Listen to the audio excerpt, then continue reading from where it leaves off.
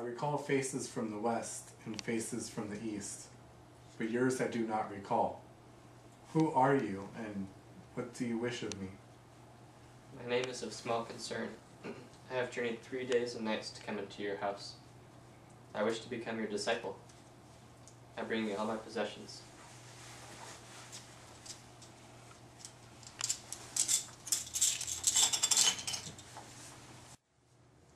You think that I am capable of extracting the stone that turns all elements to gold, and yet you bring me gold. But it is not gold I seek, and if it is gold that interests you, you shall never be my disciple. Gold is no interest to me. These coins merely symbolize my desire to join in on your work. I want you to teach me that art. I want to walk beside you on the path that leads to the stone. The path is the stone. The point of departure is the stone. If these words are unclear to you, you have not yet begun to understand. Every step you take is the goal you seek. I am ready to walk that path with you, even if we must walk for many years.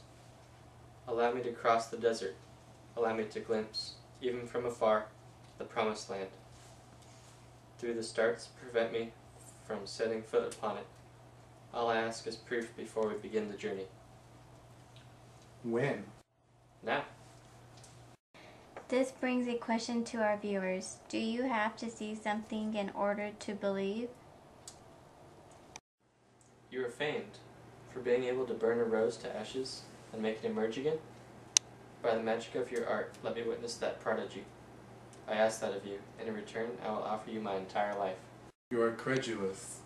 I have no need of credulity. I demand belief.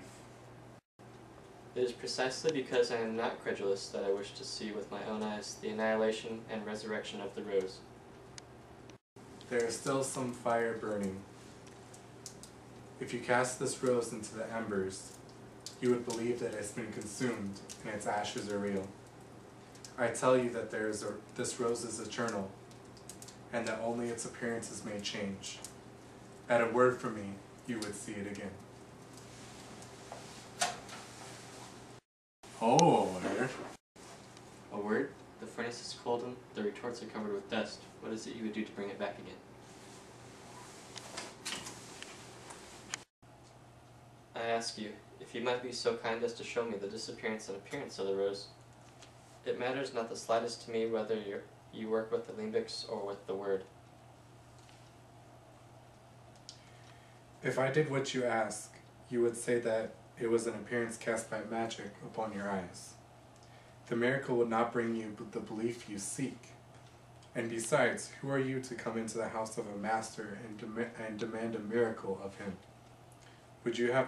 What have you done to deserve such a gift? I know I have done nothing. It is for the sake of the many years I will study in your shadow that I ask it of you to allow me to see the ashes and then the rose. I will ask nothing more. I will believe the witness of my eyes.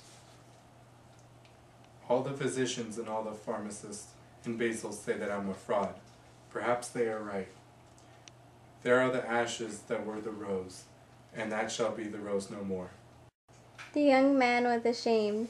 Paracelsus was a visionary, and he, an intruder, had come through his doors and forced him now to confess, and his framed magic arts were false.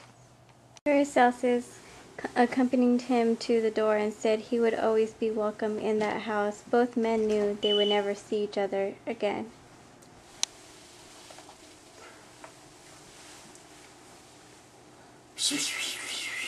Shazam! To believe something full-heartedly, do you have to see it with your own eyes? Or is faith alone enough?